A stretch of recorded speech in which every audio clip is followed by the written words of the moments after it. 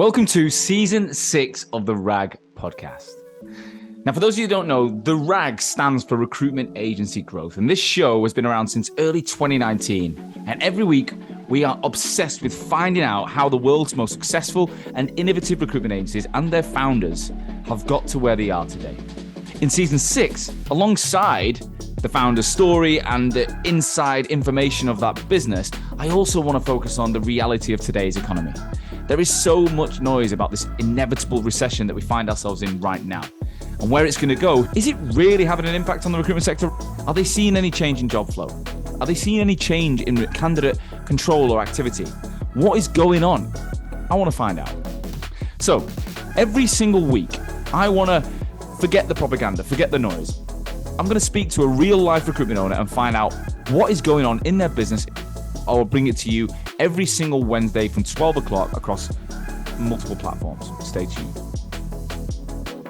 Hello and welcome back to Season 6 of the RAG podcast. It's great to be back on your screens, in your ears, and bring you a whole host of new guests. On today's episode, to kick off the season, I believe we've got the first Irish agency and Irish person we've had on the show. If I'm wrong, correct me, but I can't think of anyone at this stage.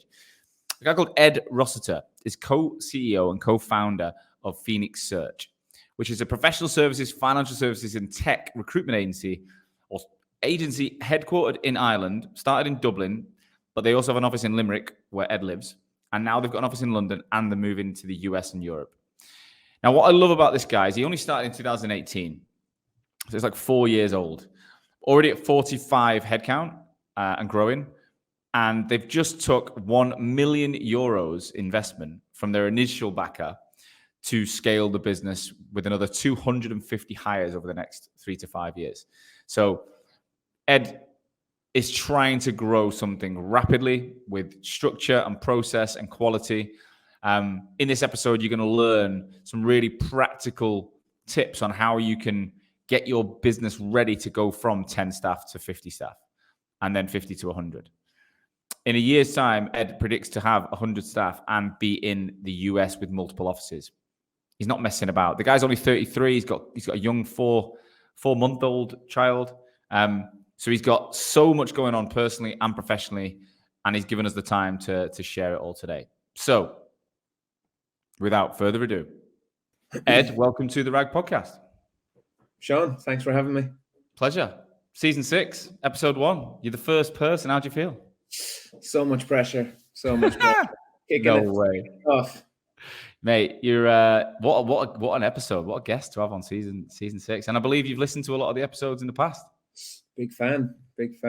Fanboy. No, it's I think there's a lot of value, there's a lot of learnings that I've taken from listening to these podcasts. I know quite a few of our team listen to them as well. So it's been great to see so many wide-ranging stories over the last 5 seasons. So there you go. Amazing. Well, Ed, as I said, I'm delighted to have you on, mate. And if you do me a favor, obviously there will be people that know you, and obviously I've just done an introduction, but I always ask you to do your own, right? So just the bird's eye view of you and the business today. Explain it. Sure. So founder, co-CEO of Phoenix. I set up the business in late 2018. Yeah. So we're approaching our 4-year anniversary. Was me, I guess, for the initial 9-10 months. My co-CEO and business partner was on maternity leave at that stage. Right. So waiting for her to come back into the business or start the business with me. And from there, it's been 2 or 3 key employees at the start to, I think we've just gone over 45. We'll be 60 by the end of this year, 120 by the end of next year, and 250 plus hopefully by the end of 2025. So that is insane plans of growth. Well, let's go back a bit. I mean, and just tell us who Phoenix are and what you do. Yeah, so we're specialist recruiters in professional services, financial services, and tech. We do a lot within, leading law firms, advisory firms, a lot of fintech and tech companies as well. We do have commerce clients, so industry clients like retail or e-commerce and that kind of stuff as well. But typically speaking, it's within the professional side of those appointments. So accounting, tax, legal, risk compliance, tech sales and tech marketing specifically, and now we have just established our software engineering desk as well. So, wow, there's a lot going on there then. So you can kind of you can help people across most of their core disciplines. Is that the kind of vision? That's really it. I guess we did a lot of research into the markets that we were going to serve as we're setting up. If you look at a very basic level, in good times and bad times, people need lawyers and accountants. So they typically focus on different things depending on where the market's at. Tech is an area, I guess, that kind of organically grew. Once we won a few key projects, we stepped into that space pretty quickly and have done some really good work there. Obviously, that's a bit wobbly at the moment in terms of the market, but from a general perspective, a lot of our staff are actually professionally qualified. So they practiced in law, worked with the big four accounting firms and tax, or are qualified accountants by background, and stepped into the world of recruitment. So I guess there's just a level of depth to understanding of what we actually recruit for. And, there's quite a few people in the business that would be very, very comfortable speaking with the biggest CEO in the markets, in their respective markets, because they can hold conversations with them at depth, which is great. It's a big plus.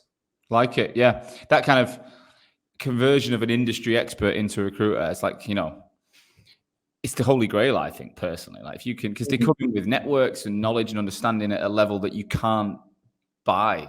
You can't get that. Even a recruiter can never get that from their sector. But they can develop everything a recruiter can develop if they've got the right. It's often finding that one or two gems that can actually communicate in a certain way. Accountants, they're typically quite introverted. They're like blue on the scale of color charts and stuff. But occasionally you find the really outgoing accountant, don't you? The one who can really, and they don't even have to be that outgoing to be a recruiter, but every now and again you get that one and you think, you're wasted sat behind spreadsheets. Like you could be fucking awesome doing this. Totally. My business partner is a lawyer by background. Investment fund was her thing. And we're very different. We complement each other very well. It's a bit of a yin and yang situation. Like she's super compliant and operations focused, but incredible with clients and relationships as well. Probably I'm more on the commercial strategic side. So she likes to say I'm the accelerator and she's the brake. So we work well together. So if I happen to have a crazy idea, she's usually the one that gets me to talk through it with logic. It's usually the other way around. It's usually the one who's more client-facing and sales who's like the accelerator, who's like, and the kind of operational person's usually more of a brake going, hang on. So would you say, are you still client-facing or are you more? Oh, yeah. So I'm mostly sales, sales. So so Ruth is actually on maternity leave as well at the moment. So I'm kind of everything at the moment.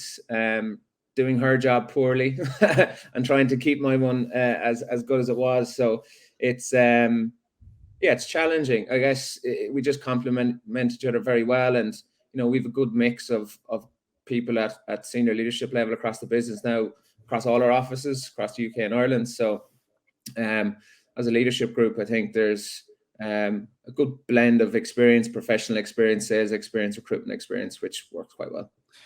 All right, so I want to make a statement and then I want to go back, right? So okay. I want people who are listening to this point to realize, right, you've literally just taken 1 million euros of investment to hire 250 people, like you say, by 2025 or whatever, and you're looking at growth in the US expansion, right? So you're at 45 now, did you say? And you want to take that, that is where I'm heading with this conversation, because that is incredibly aggressive and optimistic and exciting and complex and all sorts. But before we get into that, just so people don't leave us, stay with us, right?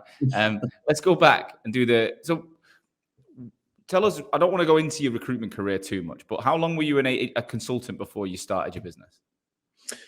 So I started out in 2012 in a regional office.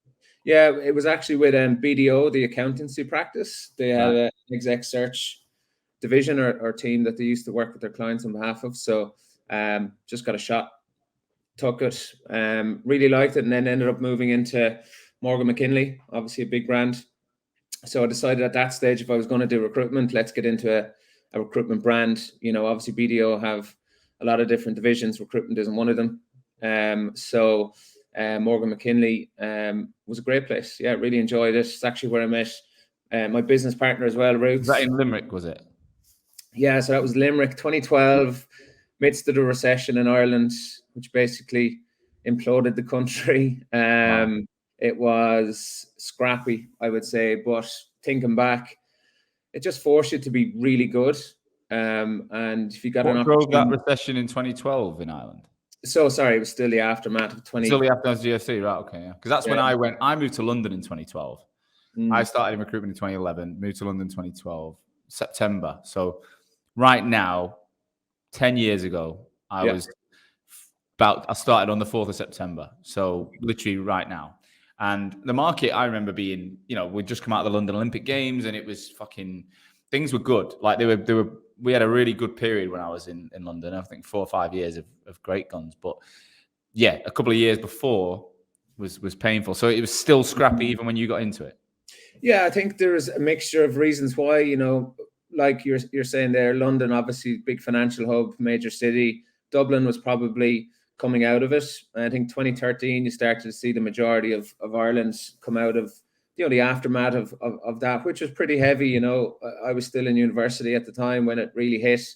I thought it was fine. It just made stuff cheaper because it was in college, which was great.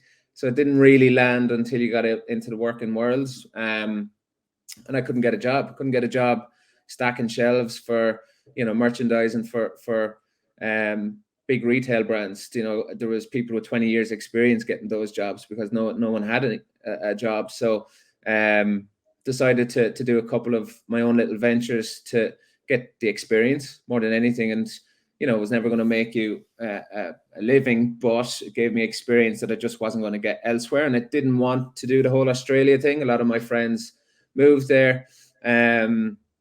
We have a really good visa with the US in Ireland for students called the J1, which means you can spend your summers in the US. Yeah, I've done that. I was on that J1 once. Yeah. Yeah. So we spent a whole summer in California, which was amazing. The guys going to Australia probably viewed it as a longer version of a J1. So I just wanted to get out there. What were you doing? I set up a lifestyle magazine. So it was university focused. So we'd have, headline acts for interviews, obviously updates on upcoming events. And we used to do a launch party for each magazine issue. So we would have, Coors Light or Heineken sponsor it. We get a really good band, one of the major bars in the city. It was really cool. We were doing about 10,000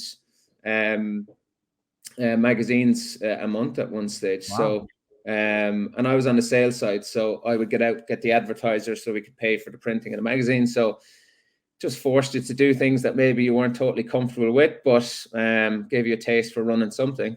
And it was interesting. It probably got me into the.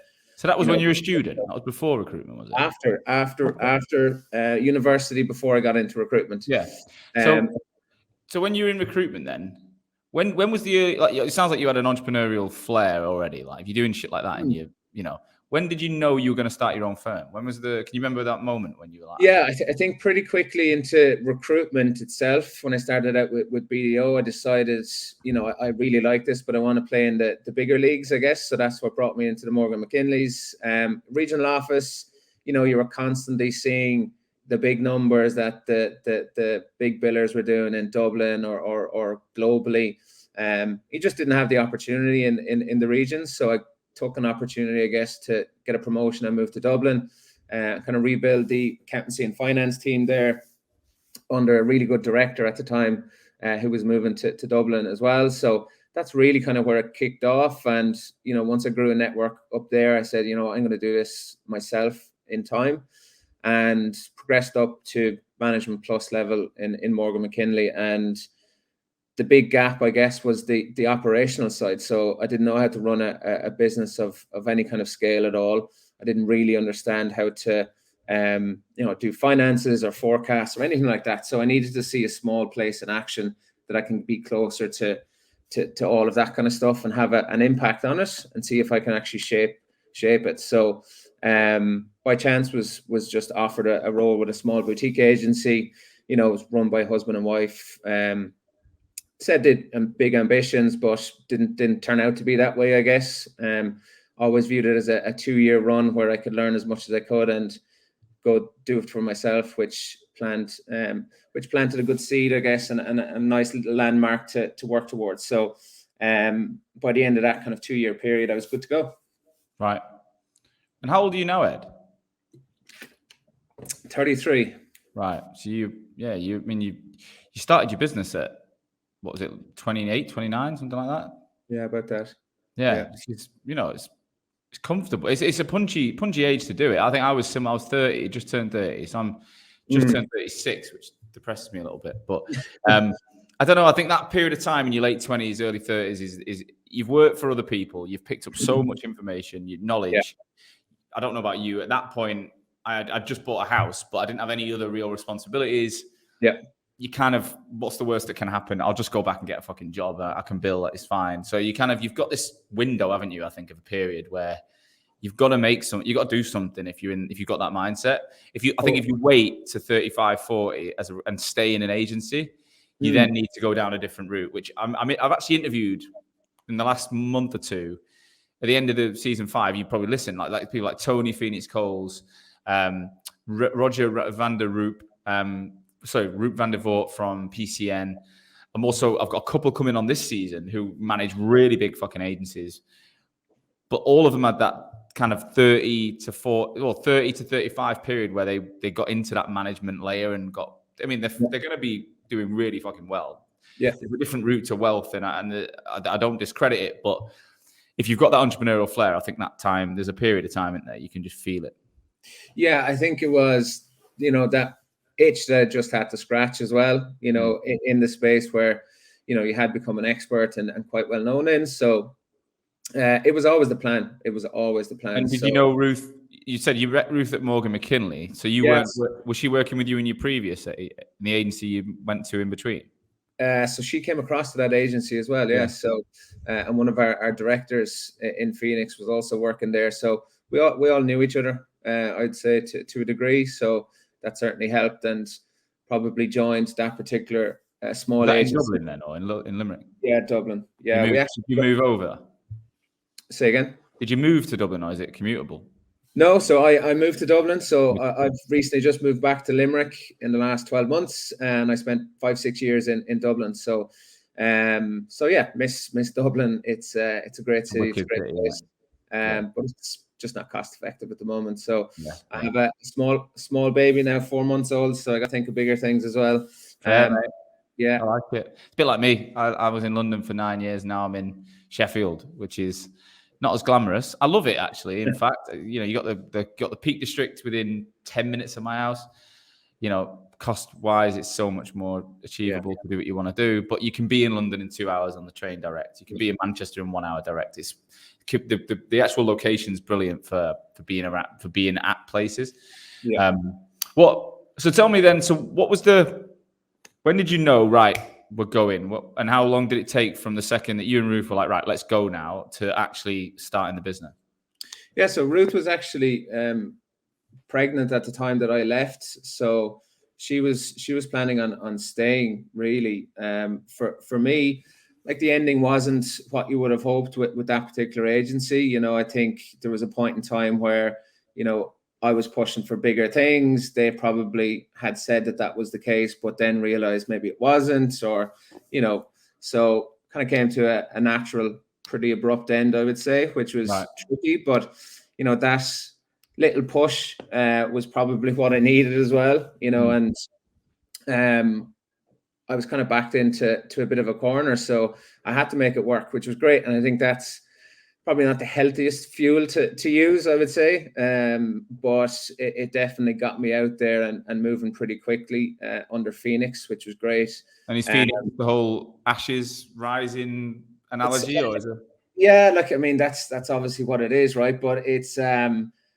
It's the hardest bloody thing that you'll ever do, is trying to come up with names. I had like Aston this and Quality Brands and trying to merge them together, and I had like huge sheets of paper, and I think it was my dad just said, "Why don't you just call it Phoenix?" And I was like, I like that, it's quite strong. So that's where it came from. Right. I don't put too much emphasis on it. Like what's McDonald's? It's a name. It's a surname. So it's Have you ever seen the story of McDonald's, that film? Yeah. And he talked about it's like the most American family. It's like Yeah. every family relates to McDonald's. Like they are the McDonald's. And I did get that. I think it's one of those names that I think people are like, yeah, you can trust the McDonald's. Like it's a staple American name. And I think that was what they were going with, weren't they? And people grew into that though, right? It didn't just click straight away. No. So Phoenix is memorable though. Like Phoenix is one of those names where it stands out. I think it's kind of like it's punchy, it's strong, like you said. It's not a name you're going to forget. Phoenix Recruitment, like Phoenix. Yeah, and that's I guess that was probably the byproduct of it. It wasn't. I just liked it. It was short, snappy, kind of memorable. And what was the plan then? Because I get the vibe that you probably had a big vision at the start. Some people, like me, really, when I was setting up, probably didn't really think that far ahead. It was like, can we make the first year of revenue? Yeah. And we'll take it from there. Whereas you strike me as you probably had a bit bigger thoughts at the start than that. Yeah. So the grand plan, I guess. So we still lived and breathed all of that pain of getting every fee in the door so we could survive. But the grand plan was always to basically build an international recruitment brand headquartered in Ireland, which I guess no one has ever seen before. There's obviously some amazing brands in Ireland, and Irish headquarter brands like CPL and Morgan McKinley, incredible companies. But for us, it was, UK, Europe, and US was going to be a big landing ground for us, and a big thing for us as a core leadership team was to try and elevate the levels of service that we unfortunately see in our sector. And, a lot of the team have professional backgrounds. And if you sit down with a big four or top law firm, there's a level of service that you would expect for what you pay for there. So recruitment is one of these strange industries. It's an amazing industry, but unfortunately we let ourselves down quite a lot with the levels of service that we hear about anecdotally or hear about when we're talking to clients about working with competitors and this kind of stuff. So for us, that's really at the core of what we're doing, is to elevate the level of service for our industry. And it's bringing that kind of professional services background and expectation into recruitment, which is very important to us. Makes sense. And when it comes to recruitment, what's your kind of, again, it's quite a big question, but what's your philosophy for building an agency? Like, do you have like a philosophy or methodology that you live by, that like this is how you do it? Like some people go down the 360 route, some are going like 180, or some are talking about like 240 or whatever they are now, where you have a BD, account management and resourcing. I was trained in a 360 contract and perm, split the business down the middle, fast paced, slow paced, blah, blah. And then towards the back end of my time, they did change it all to be in this new business. And I'd left, but I was leaving at that point. So I never actually worked in it. But I don't think I could start a recruitment firm in a way that in a different way than I was brought up, because it's how I know it. Yeah. So how do you see it? And as a result, you've built 45 people and have grand plans. Yeah, it's same as you, 360, eat what you kill, get out there, win your clients, place the jobs, find the candidates in between. It's been always that. To me, I've always been perm, never contract. Right. So, from our side, we've tried different models. We've implemented delivery consultant levels, which were candidate focused, but that's, a point in time where you're giving them real tangible experience dealing with candidates, and some exposure to clients, with a view to getting them into a recruitment consultant role.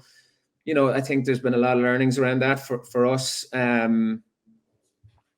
We probably tried to hire people that were very candidate focused, and then suddenly make them a salesperson, which is very hard to do.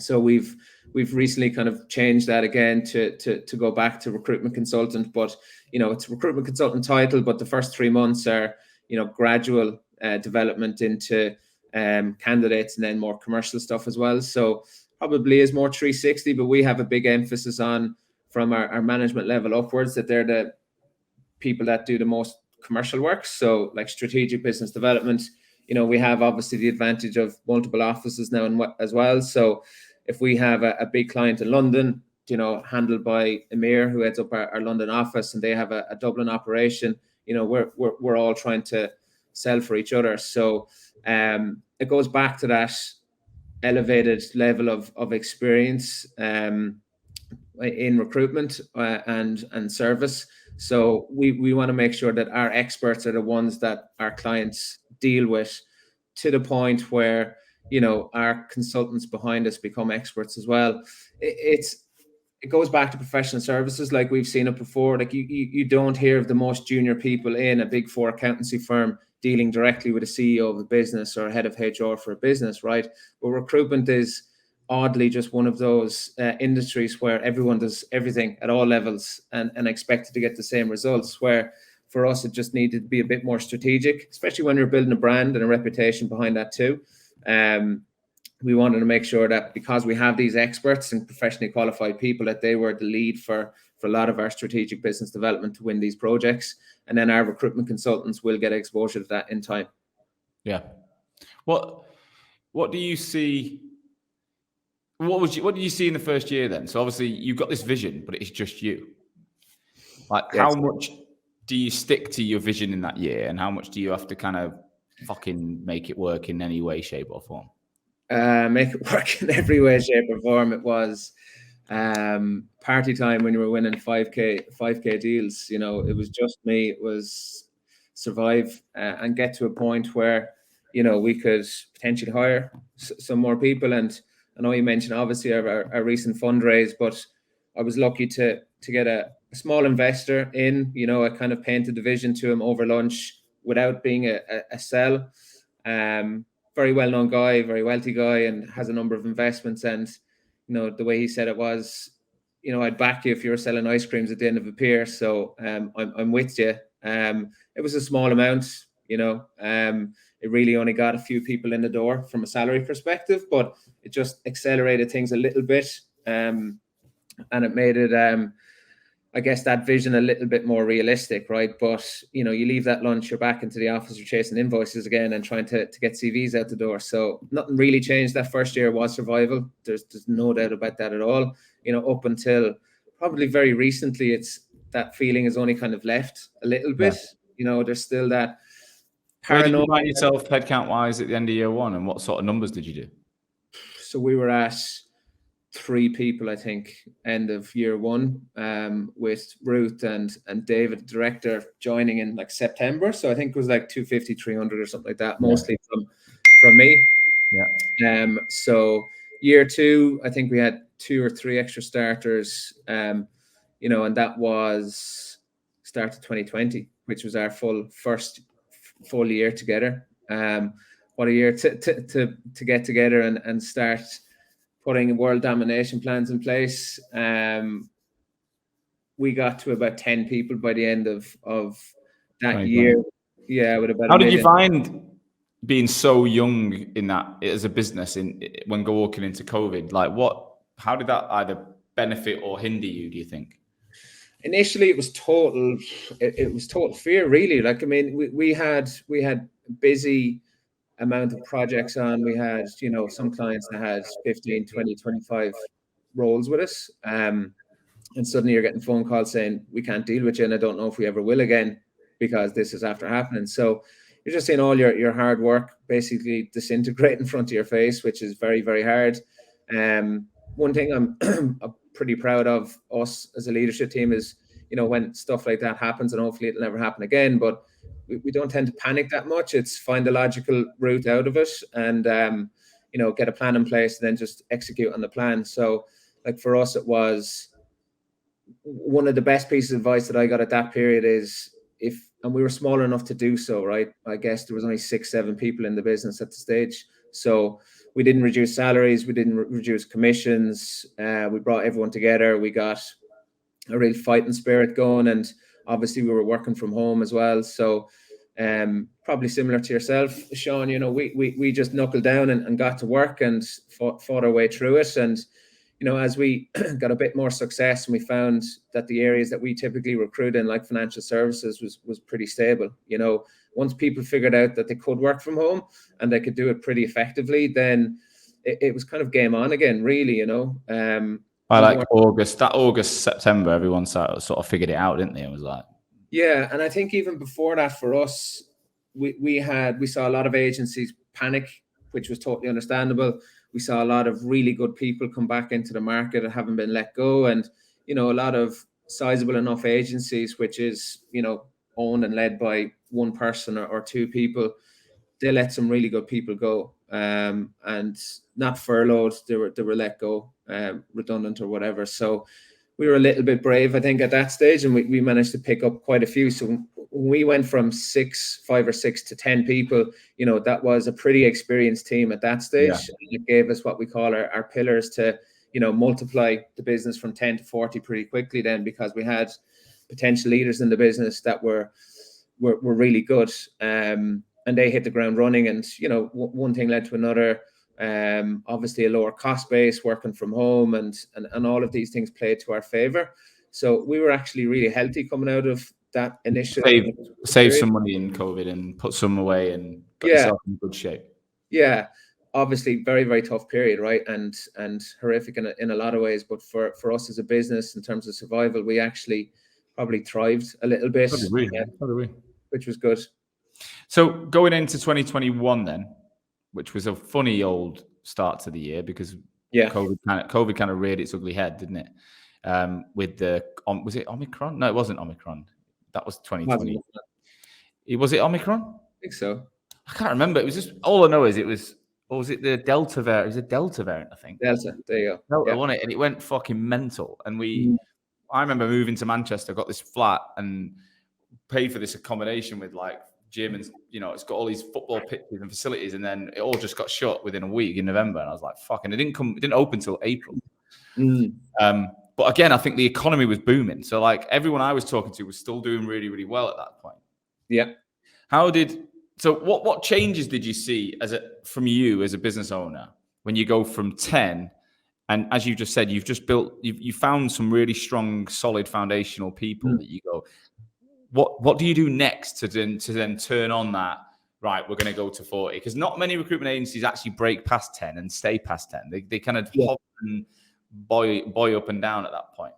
Yeah, so like the vision has never really changed for us. So I think, if you talk to even the earliest joiners of the business, which a lot of them are still with us, what we talk about now, maybe a little bit more refined in terms of numbers and that kind of stuff, but overall the vision has remained the same. So I think the guys that have joined the team in the last couple of years, even during COVID, was partly down to the vision that we had, and obviously the quality of backgrounds that we had as well, which was obviously great. We also set up London in the middle of 2020. So we hired Amir November 2020. So we launched London then. We actually couldn't even get to London to interview him, which was crazy. So What we actually ended up doing was we flew Amir to Belfast, which is obviously UK soil, and we drove from Dublin to Belfast, which we could at that time. And we hotels were open in Belfast; they weren't in Ireland. And we went for dinner and met him, but that was like third or fourth conversation that we had with him, and that's where we decided to do it. So it was loads of workarounds. Why did you think there was a need to have a footprint in London when you're growing nicely in Dublin? Why open in London? A lot of crossover with clients. A lot of companies that we work with were beginning to ask, do you do London as well? And, just liked how we did things. Obviously a lot of HR, talent acquisition teams are centralized in London too. So, due to Brexit, we were seeing a lot of UK companies set up in Ireland, which we managed to win a lot of those projects, which is great. And on the back of that, they were asking us, are we in London? So it was always part of the plan anyway. It just probably happened sooner than anticipated, but, total confidence that when we met Amir, he was going to be the guy to do it for us. So, and with us. And it's worked out really well. Like the guys are at, I think, nearly 14, 15 people now since then. Haven't been just 2 people December last year. So that's accelerating pretty quickly as well. Do they focus on UK clients, UK candidates? You focus on Irish clients, Irish candidates? Yeah, and we do a lot of US work from Ireland as well. Right. So about 20-25% of our work is US focused from here. And again, that's kind of next phase. I read that in the press release that you're looking to, it's going to be substantial now, but in the future you see a much smaller percentage of your business being Irish business, and it's going to migrate towards the US. Yeah, has to. I mean, we want the Irish business to be sizable, but by far the smallest part of the business. Just based on size of economy of the regions you're going after, right? Yeah, exactly. London's huge. Obviously Europe is on the radar as well. But the US, I mean, US is 50 different countries, right? So it's the opportunity is huge. So we'll start small, and then we'll go from there. I'm interrupting today's episode to mention our sponsor. Talent Ticker are here to help everyone who are in such a candidate short market, right? So if you're looking to grow your recruitment business in 2022, you know candidates are important, and Talent Ticker are here to help.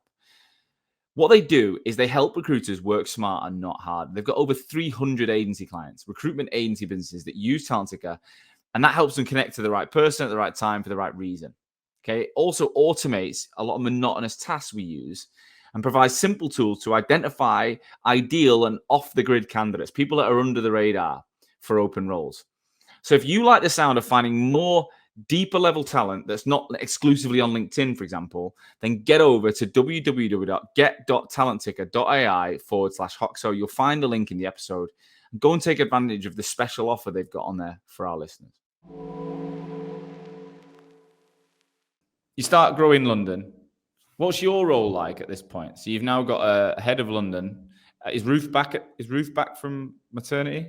No, just gone. So she baby Lucy about 5-6 weeks ago. So, but in 2021 though, when you hired Amir, was she back? Yeah. Oh yeah, she was back. So yeah. Ruth came into the business around September 2019. So she had quite a bit of time under the belt at that stage in Phoenix. And yeah, it was a big part of it, obviously, in terms of the growth story. So both of us had met Amir and hired him to launch London at that stage. Yeah. And what's the different? How did your role evolve in that? We had our own specific areas of focus. Like my background would have been accountancy and finance, appointments, professional services, where Ruth would have been, obviously, given her background as a lawyer. She would have been on the legal side, and that's a big part of our business. Still, it's a major part of our business. So we were always complementary in that regard. Running a business of that size and scale is pretty easy once you kind of get the right structures in place. Now it's evolving, 100%, like no doubt about it. My role is still do the odd exec search and that kind of stuff, but it's really more about implementing the strategy. And even at the time of, when we opened up London, we were starting to migrate a little bit more towards being commercial and strategic, and Ruth's maybe more on the operations side. But even at that stage, because it was COVID, we were pretty tight on recruiting still, just so we could get revenue into the business and keep growing. So at what point did you decide, right, we're going to take €1 million? Like, how did that come about? So we had obviously our vision after a certain point of time where we wanted to grow. We were pretty stable as a business, but to accelerate the growth was going to cost a lot, obviously, and you needed the cash to do so, just to get that big jump from 15 to 60, or whatever it is. So we explored different options. We had advisors that worked with us. We got few offers from London, from credit funds and banks. We were successful in getting a 7-figure amount from the European Investment Bank, which was deployed through Irish banks. Irish banks are still very conservative, so the terms and conditions attached to it were pretty stringent, quite restrictive in terms of what we could use to grow the business. And really at a board meeting with our investor, who was there from the start, he looked over the term sheet and said, you shouldn't do this. You know, I'll come with you again. I believe in where you're going, and the success that you've had in recent years has been amazing. So it's been great. You know, it's kept it in-house. It's with Same people, guy. same guy, and Brilliant. doubling down. So Did he make his money in recruitment as well? Or? No, so he's a number of different businesses in the auto space. He's a leasing business, finance companies, loads of different things. So, but good guy, really good guy to us, and someone that we lean on quite a lot for advice too. So was he taking more equity at that point? Is that what he wanted? No, not at that stage. So, and the equity remains the same, which is great. Does he just want a return on his money, basically? Yeah, exactly. Yeah. So there's a strict plan in place, I guess, 18, 24 months time. Once we get past that 100 plus, 120 plus headcount, we'll probably need additional funding to go to that 250 plus level, and obviously continue the global growth. Hopefully we may not need it, but you know, it's more than likely going to be an external investor that comes in, hopefully like a private equity fund or family office or something like that, which comes in and supports that growth. Without the million, how quick, like with the EBIT you're generating, how quick could you grow the business? Like, was there still enough cash to move it? There is, I guess, in the short term, recruitment, especially perm recruitment, which is what we do primarily. We're starting to step into the contracting piece now, but you know, it's clunky, right? You know, you're waiting for fees. Yeah, exactly. You're waiting for fees. We're lucky that we don't have too many dropouts and stuff like that, but you know, it might be from the point of recognizing the revenue to getting the cash in, you know, couple of months, you know, a number of months. So it's really just to bridge that gap, to allow us to keep growing the way we're going. But yeah, we can still grow the business pretty comfortably on what we have and what we sit on right now. But it's really just to execute on the plan that we have is why we went to market. All right. So what's going through my head is, how do you go from 45 to 100 rapidly and maintain quality, maintain the customer service levels? Like, what's your strategy? How are you going to do that? Yeah. So we built back office first, I guess. So we've full L&D team, talent acquisition team. We have a finance function, finance manager. We have an operations team. We're starting to build a revenue operations team as well. We've implemented, you know, the likes of data analytics, which allows our managers to be more informed in training their on-the-ground team. But a lot of it hinges on our talent acquisition L&D. So we were really lucky to hire Jean, who heads up that function. Her background is recruitment. She actually worked with me and Ruth in Morgan McKinley. And she's moved into L&D the last number of years for another agency, and she's come in and totally shaped that. So, you know, everyone that joins, even from last year, midway through last year, everyone that joined had a 6-week program, every minute of every day accounted for, you know, expectations really clear. Sales playbooks, this is how you communicate about Phoenix, you know, different scenarios. There's different calls that they have to listen through as well, just to get familiar with different challenges and objections. So all of that is really embedded very early. We use TRN as well, which it's an amazing platform for us. So every person, from the most junior person in the business all the way to myself and Ruth, have a learning and development program all year round. So we're always trying to push ourselves on to the next level and learn more. So we built the back office first. So whether we were onboarding 10 people or 100 people in one go, the system was the system. And we have the resource now to be able to make that happen. So that was probably, you know, for a business of our size, headcount wise at that stage, was probably... People would say that was over the top, wouldn't they? Like, they'd be like, you've invested a lot here in your back office, what you're doing, kind of thing. Yeah. You've done it for a reason. Exactly. Like, nonsensical if we wanted to be just a 35, 40 plus person business, right?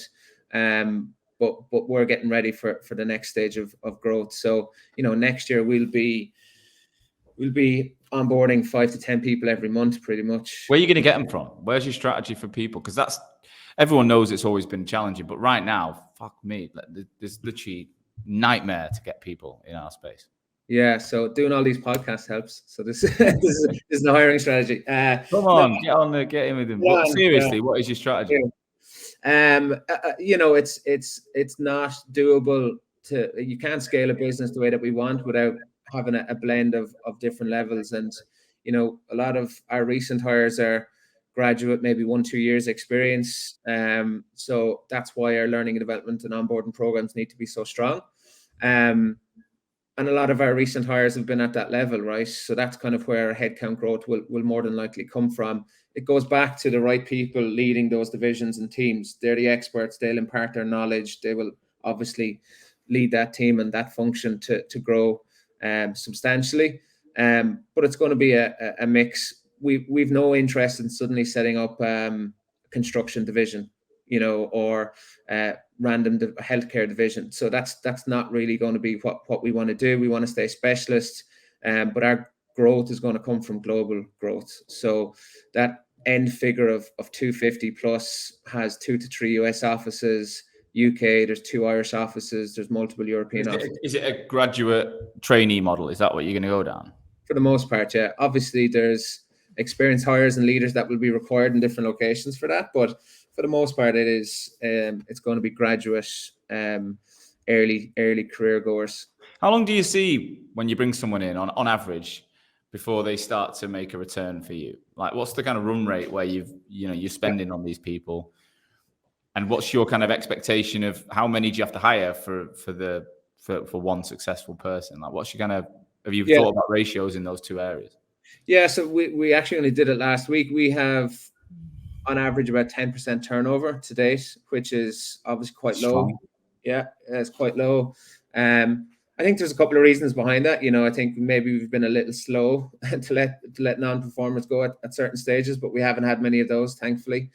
To get them ramped up and ready to go, 3 months. It's kind of, we had 2 people last week, 1 deal each in the first 4 weeks. Never done recruitment before. We had someone who's still with us, does a lot of US recruitment. Did 5, 6, 7 deals in the first 3 or 4 months that they were with us. Never done recruitment before. So is that just candidate sourcing though? Like, they're just fine. Someone else has brought the job in. No, mixture. Yeah. Like, they're dealing with clients, they're getting up to speed. We try and hire, high quality individuals. I know that sounds kind of odd to say because it's obvious, but people that, one question we always ask, can you see them sitting down and talking to a CEO once they have all the knowledge and skills to do so?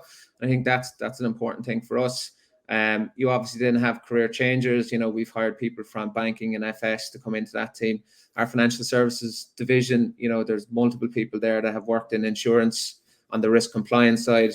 They do risk compliance recruitment. So, there's various people in the business that are coming in with a bit more experience to get them up to speed quickly. But from a pure graduate level, like we typically can get them up and running within 2-3 months.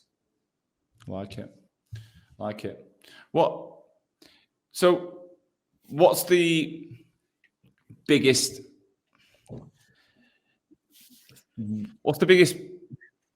fear you have in your brain right now? So you're looking at this fucking beast of a plan, and you've took this money and things are going well, but that does not come without anxiety, stress, and fear. Like that, I don't believe it, right? So tell me, what do you worry about? Like, what keeps you up at night? What could go wrong? Like, what sort of things do you play in your brain when you're on your own or whatever?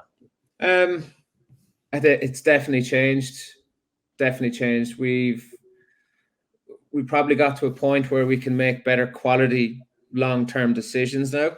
I think in that first couple of years, as you're scrapping. You're trying to get as much as you can done in all ways to kind of keep the business alive and moving forward, where we can make better strategic longer term decisions now. We're talking about what divisions within IT, contracting, for example, or contracting do we need to get a leader into. So they're better quality strategic conversations. What keeps me up at night is my baby, probably 4 months old. So that's probably one thing. But I think there's always an element of fear of failure, call it imposter syndrome. Everyone, we always say we're all doing a job we've never done before. So we all got to learn. We've been really lucky that we've got some amazing board of advisors or advisors to join that board. We have private equity professionals that have come in, and they're getting us ready for the next stage and making sure what we're doing with the recent fundraise is sensible. And obviously we have Giles. So Giles is ex deputy CEO of Robert Walters globally. So he was part of the first 30 people in Robert Walters in London when they were doing recently qualified accounting hires, and he exited. What is it actually like having someone like that? What value do they bring? He's probably one of the most humble people you'll ever meet. We spoke to him, we were introduced to him, and just hit it off. And obviously he's approached quite a bit. As crazy as our plans were, he saw the difference between even myself and Ruth. And, he said that, I think you've the smarts and maybe more importantly, the balls to try and pull this off. So he's been amazing to us so far. It's only a few months into that relationship, but when you spend 5-6 hours debating something in your head, I can ring him and he'd just go, no, do it this way, right? And he's not imposing. He'd say, he's seen it. When he left, it was 4,500 people at Robert Walters, 60 different offices, however many different countries. He's seen it, yeah, he's seen it. He's seen it, right? And he's seen it at pace too, obviously over a long period of time, but just launching new offices into new continents, saving time is what we don't have any more of, right? So we could debate, myself and Ruth and the leadership team, for a week about one decision, come up with an answer that we think is right, and then within the first 30 seconds of speaking to someone like him, you've realized that you've got it totally wrong and you need to change it. And there's been multiple pivots in our business already because of that, which has made us a lot better, a lot better to scale as well, I'd say. So just the quality of decision making is huge, and outside of that, he's a great guy to deal with. So that helps. It does. And what's it like being a new father at the same time as going through a €1 million investment round and all the things you're doing? Like, it's insane amount of work you're going through, as well as trying to be a parent, husband, all the things that, this season we're going to talk about in a minute is more about is the recession reality is something I want to talk about, but I never want to forget that mental, physical, emotional part of being a human being as well as an owner. Sure. How do you balance it? What's your and how does it feel to do the two things that you're doing? Yeah, it's incredibly hard. I don't think, there's unfortunately sacrifices that need to be made that are difficult to stomach at times. We've moved out of Dublin, which is obviously where our main office is. We have an office in Limerick, which is brilliant. But I equally need to be in both, as well as London. We're traveling, been to the US like 3 times already this year in preparation for that. So it's tricky. It's very, very tricky. I think when I'm at home, I need to be at home, and I think that's something that I've had to learn pretty quickly. What does that mean though? Like, what does that actually mean? Away from my phone, not taking too many calls, if any. This week, for example, we went down to a coastal town in Ireland, just the 3 of us and her family. I was still doing an hour or 2 here and there on the phone, but I was present. I was there. We're going for swims, we're going for walks. So, getting that quality time, even with him as well, is really important. And you just don't want to be that absent dad, right? How often are you away? Probably 2-3 nights a week. Right. Yeah. So it's a lot, I guess. Do you enjoy that part of the job? I do.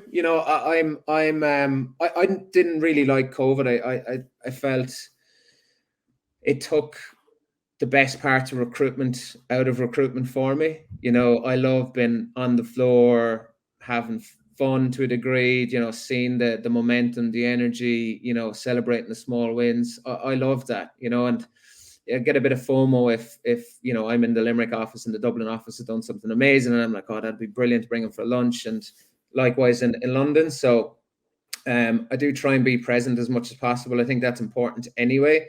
You want to have some sort of a relationship with as many people as possible, in the business. So that's one thing that I do kind of take quite seriously. But yeah, it has to be a balance, and it's hard to get that balance right, really hard. But I think I'm getting it.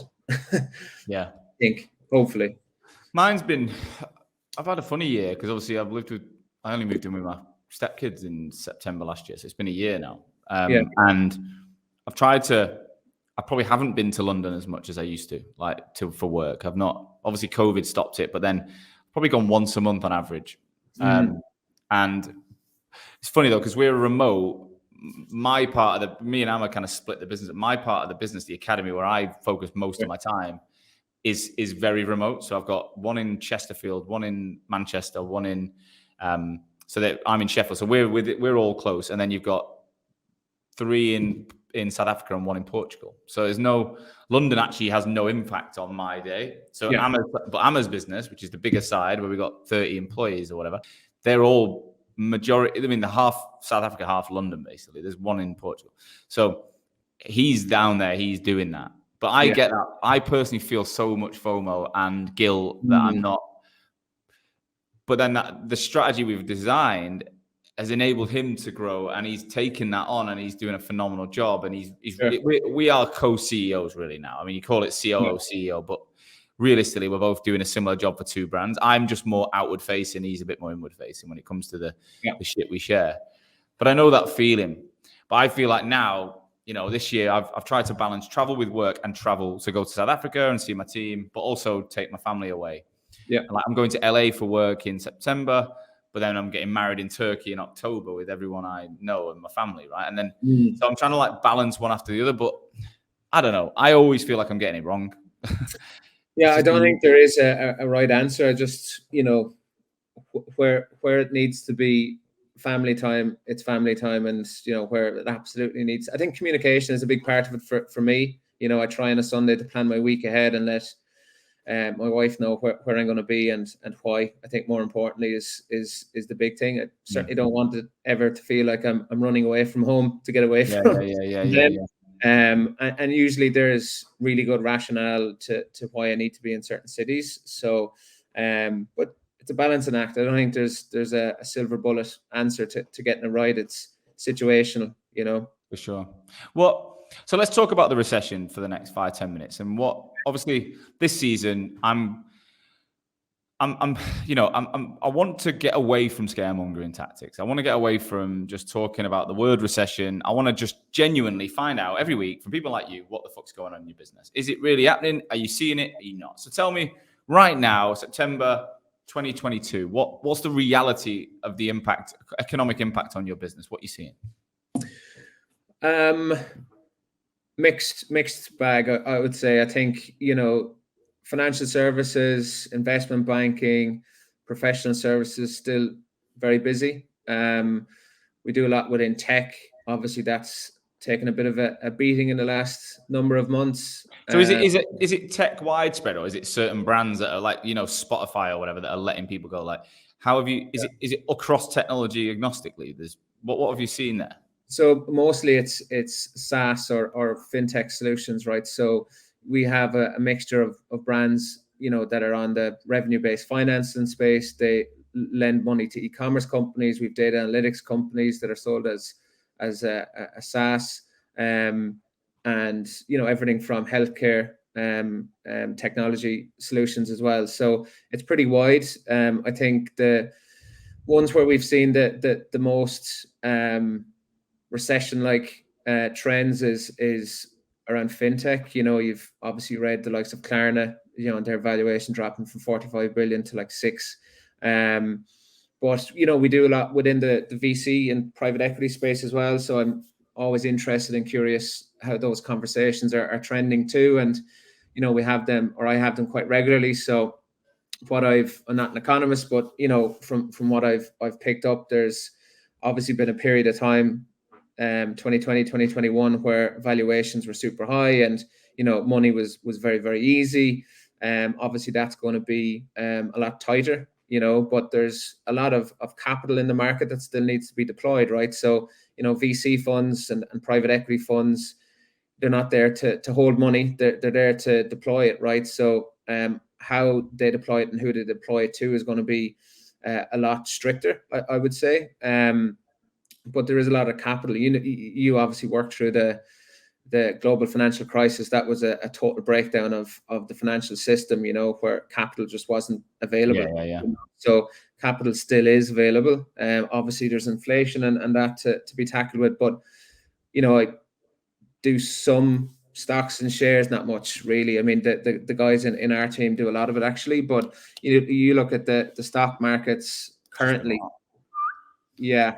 But even right now, pre-COVID, the FTSE 100 in the UK, I think it's a couple of percent ahead of where it was pre-COVID, right? And the US, I think the S&P 500 is still 25-30% ahead of where it was in pre-COVID. So, it's certainly been a correction, in my opinion. Personally, I think it was definitely needed. It seemed like if you had a decent idea or dreamt of an idea, you were going to get a couple of million quid to try and see if you can make it work, right? So now it's back to where it probably should be, in my opinion.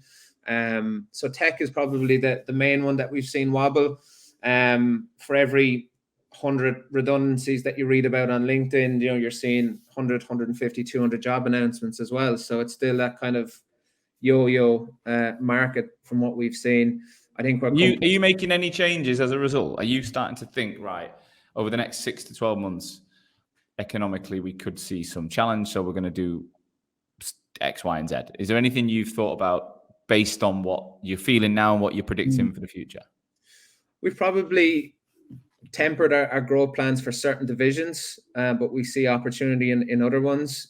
So tech sales, tech marketing, for example, that was a pretty sizable growth plan that we had in place there for that. Now we've just switched to focusing on more data analytics and engineering, and we've brought in a few additional heads into that team with that expertise now too. So yeah, we are making slight adjustments and changes and pivots, or whatever you want to call it. But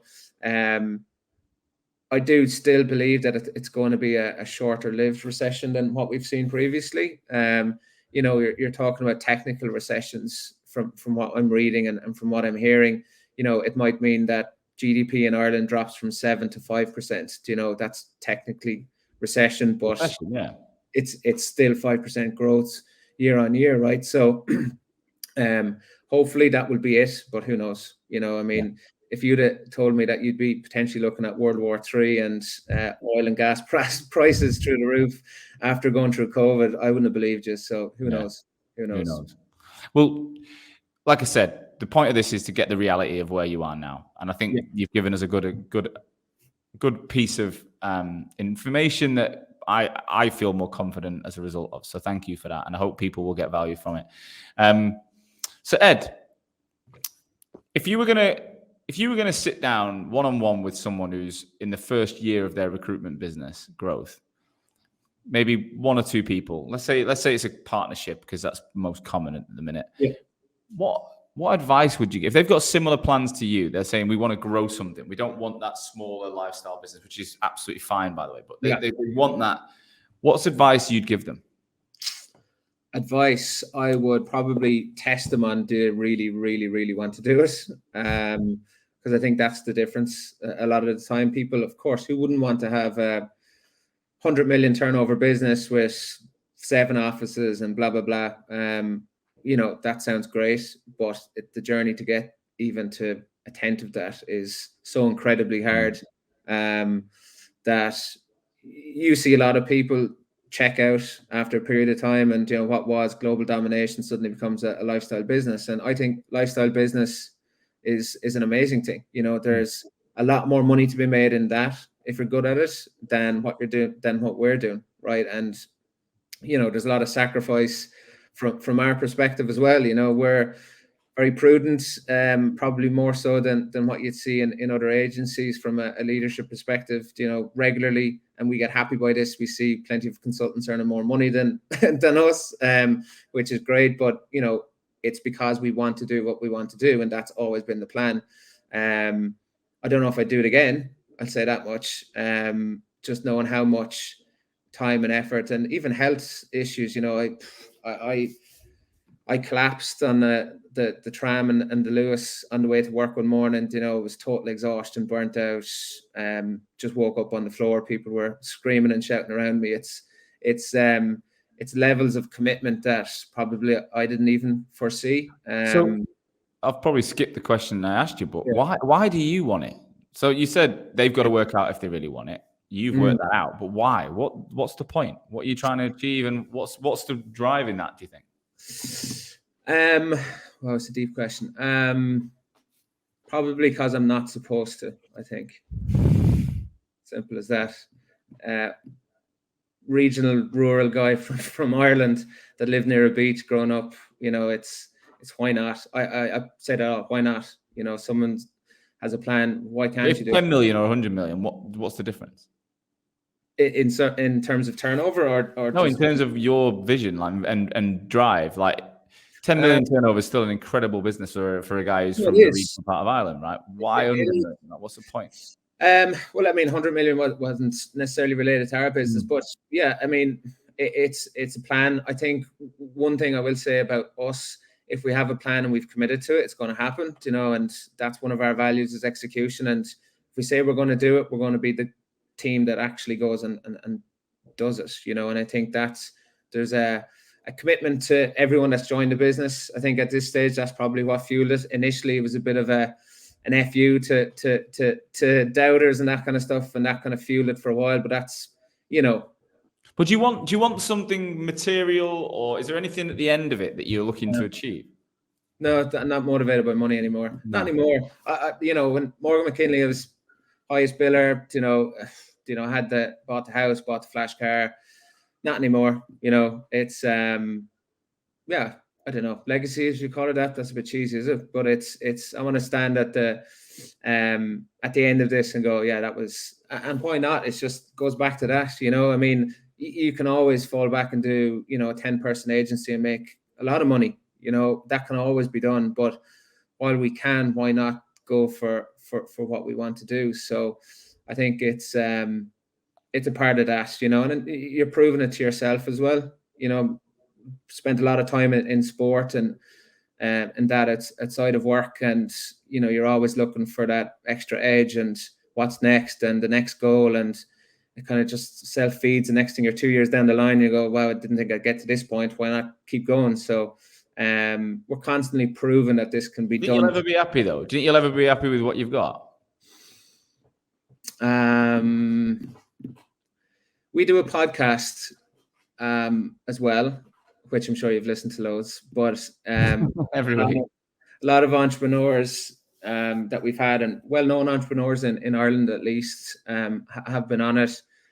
And I don't think there's ever that moment, like people talk about the cocktail on the beach moment, but they couldn't think of anything worse a lot of times. And generally, I get to a weekend, and obviously I'm a lot busier now family-wise, but I'm ready to go Sunday evening. Like I need to get back out there kind of thing. So 2-week holidays gives me anxiety. I'm probably learning to switch off a bit more. And I think it's important now, obviously with family and that, but yeah, it's I don't know if I'll ever be happy with where we are right now, because I think there's always something more can be done. I think everyone, if you asked anyone in the business, they'd probably say that about me. So I don't know if that's a good thing. So let's go back to the question I asked you before, and we'll finish the podcast there. Sure. Let's say they agree, we want this, and they've got a reason, and they're similar to you. What's the advice you give them to start building a genuine business that can do it, as opposed to just bundling along with a big vision but not going to achieve it? Sure. In the initial 12 to 18 months, get on the tools yourself, I would say, because, unless you plan to do what some agencies have done and go from 0 to 100 in the first 12 months, in reality, if it's self-funded, it's going to be probably to 10 people, and then 20 or 30 the next year and so forth. So, it's going to involve you recruiting pretty hard and showing people around you how to do it. And I was lucky I wasn't too far removed from that when we started Phoenix, so it was natural enough anyway. And then after that point, there comes a tipping point where you need to have your back office and operations as slick as your sales side. And I think that's something that we've learned pretty quickly. You got to have your back office running really well to make it possible to do the stuff like growth. If you're not getting your invoices in, if you're not, if you don't have a proper billing system in place, you're not going to get paid on time. You're not going to be able to hire that person that you really want to right now. So, operations is as important as the sales side from what we've seen. And then, bring in experts. That's the big thing. You need to do everything in that first 12 to 18 months, but it probably means you're not going to be great at a lot of it. But, manage the basics well, and then bring in experts like marketing, finance, L&D, people that are true experts that really live and breathe it and love doing it. And usually that's the difference. There's L&D programs that have been built that, I couldn't have ever done, but they're there now because you brought in an expert. You're bringing in finance qualified people to bring in new systems and have that moving forward. And, that's the big difference. I think experts in back office, but then high quality training programs for people to learn quickly and have clear goals for them. People want to know what success looks like. They want to get to a Friday afternoon and go, you know what, I nailed this week. I trust the process of what I'm doing, and I know I'm going to get there. Where a lot of agencies, you get a lot of new people that are given a phone, laptop, best of luck. It's kind of like the Hunger Games, which is just not something that we like to see. So clarity around what good looks like, what success looks like, and building a strong back office should allow you to scale. I like it, mate. Practical and inspirational. Two words that come to mind when I've listened to you, which is, and you are just that bloke from the coast of Ireland who shouldn't be doing it. And I get that point. I think I had that similar sort of mindset with my upbringing and where I'm from, but I don't know. I kind of don't personally have that 100 million. I don't have that massive scale aspiration at this point. I love the continued growth, but I don't have that long-term end game plan that some entrepreneurs have, and maybe that's reflective in how I behave and what I do. We'll see. But wow, what you've done so far is incredible. You started after me, 2018, late 2018. I mean, mate, you should be so proud of yourself. And I do believe a lot of people listening to this show will think the same. Some might want to work for you. Some might want to pick your brains. If someone does want to talk to you, I appreciate LinkedIn. Just drop your LinkedIn there. Yeah, absolutely.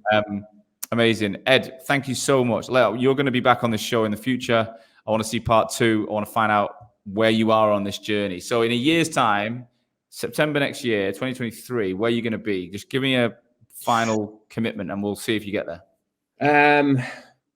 100 plus people, 1 if not 2 offices in the US. In 1 year's time? In 1 year's time. Fucking hell. Right, okay. Let's see. Get you back on next year. Let's find out. Thanks, Sean. Been a pleasure. Thank you, mate. See you soon. Thank you, as always, for listening to today's show. I truly, truly hope that you got value from it. That's the only reason I take time every week, is to ensure that my audience, future and existing recruitment owners, are learning from each other to make this industry that I love so much stronger. Today's episode was brought to you by Hoxo Media. I am the CEO and founder of Hoxo Media, and we are the world's leading content marketing and personal branding agency for recruitment businesses specifically. So we are working with over 200 agencies and 2,000 recruiters right now, both managing the brands, producing content, building written, video, podcast content for niche recruitment agencies all over the world, as well as coaching at a desk level individual recruiters in your businesses how to be better on LinkedIn. That's how to brand themselves. That's how to produce content. That's how to use the opportunity on LinkedIn to get traffic to their profiles and turn that into business. We're coaching people all over the world every single day. If any of that sounds of interest, please do visit www.hoxomedia.com or drop me, Sean Anderson, a personal message on LinkedIn. I would love to talk to you. I'll see you soon.